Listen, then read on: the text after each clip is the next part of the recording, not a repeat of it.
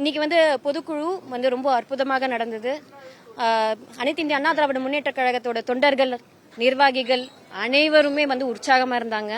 இன்னைக்கு வந்து ஒரு வித்தியாசமே தெரிஞ்சது. ஏன்னா வந்து மக்கள் மத்தியில் ஒரு பெரிய நம்பிக்கை, எப்படி வந்து திமுக மீது நம்பிக்கை இழந்தாங்களோ இன்னைக்கு மொத்த நம்பிக்கையும் அனைத்து இந்திய அண்ணா திராவிட முன்னேற்ற கழகம் மேல மக்களும் சரி, தொண்டர்களும் சரி, இன்னைக்கு வந்து நிர்வாகிகளும் சரி, எல்லாருமே வந்து எடப்பாடியார் அவர்கள் மீது ஒரு பெரும் நம்பிக்கை வச்சிருக்காங்க அப்படின்றதான் சொல்ல முடியும். நான் 26 இன்னும் தேர்தலுக்கு இன்னும் வெகு குறைஞ்ச காலகட்டம் தான். மக்களுடைய எதிர்பார்ப்புகள் எப்படி இருக்கு, கள சூழல் எப்படி இருக்கு? மக்கள் வெறுத்து போயிருக்காங்க. இந்த மாதிரி திமுகவோட ஆட்சியை பார்த்து ரொம்ப வெறுத்து போயிருக்காங்க. ஒரு குடும்பம் மட்டும் இன்னைக்கு மொத்த காசும் அடிச்சிருக்கு. அத்தனை மினிஸ்டர்ஸ் மீதும் வந்து இன்னைக்கு வந்து இடி ரைடு போயிட்டு இருக்கு. அவ்வளவு ஊழல் செஞ்சுட்டு இருக்காங்க. 1020 கோடி ஊழல் செஞ்சுருக்காங்க. அப்படி இருக்கும்போது இந்த அளவுக்கு ஒரு கேடுகட்ட ஒரு ஆட்சி எங்க பார்க்க முடியும்? மக்களை ரொம்ப ஒண்ணுமே சாப்பாடு விஷயத்திலயும் சரி, ரேஷன் விஷயத்திலயும் சரி, ஒரு ரேஷன் பொருட்கள்லாம் இன்னைக்கு வந்து சொல்றாங்க.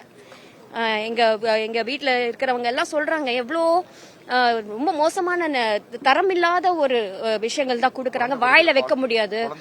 குழந்தை குடிக்கிற பாலா இருக்கட்டும், எதுவுமே இன்னைக்கு வந்து திமுக அரசு வந்து ரொம்ப கலப்படம். இன்னைக்கு வந்து லேப்டாப் கொடுக்கறேன்னு இப்போ கரெக்டா எலெக்ஷனுக்கு முன்னாடி கொடுக்கறேன்னு சொல்றாங்க. 1000 ரூபாய் கொடுக்கறேன்னு சொல்லிட்டு இப்போ வந்து எல்லா மகளிருக்கும் கொடுக்கறேன். அது வரைக்கும் தகுதி பார்த்துட்டு இருந்தாங்க. இப்போ தகுதி பார்க்காம இப்போ வந்து எலெக்ஷன் வந்திருக்கிறதுனால 1000 ரூபாய் தரேன் அப்படின்றாங்க. அப்ப நம்ம என்ன கேட்கணும்? இது வரைக்கும் கொடுக்காத பெண்கள் என்ன கேட்கணும்? இது வரைக்கும் கொடுக்காத பெண்கள் வந்து எனக்கு வந்து 60,000 ரூபாய் வேணும்னு கேட்கணும். ஏன்னா 5 வருஷம் ஆக போகுது. 5 வருஷம் ஆகும்போது நீங்க வந்து எனக்கு 60, ஒவ்வொரு பெண்களுக்கும் நீங்க 60,000 தரணும். தராத பெண்களுக்கு, தந்த பெண்களுக்கு நீங்க 3,000 ரூபாய் எக்ஸ்ட்ராவா 30,000 ரூபாய் தரணும். அதெல்லாம் தருவீங்களா நீங்க? ஏன் இது வரைக்கும் மிஸ் ஆயிருக்கு?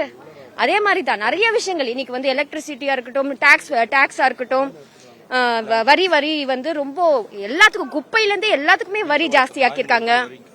சோ அந்த அளவுக்கு ஒரு மோசமான ஒரு ஆட்சி கொடுத்திருக்காங்க. மக்கள் மத்தியில வந்து இன்னைக்கு ரொம்ப ஒரு விரக்தி, கொள்ளை, அப்புறம் வந்து பாலியல் வன்கொடுமை, இந்த மாதிரி ஒரு ஆட்சி தான் வந்து போயிருக்கு. கொஞ்சம் ஒரு செகண்ட்.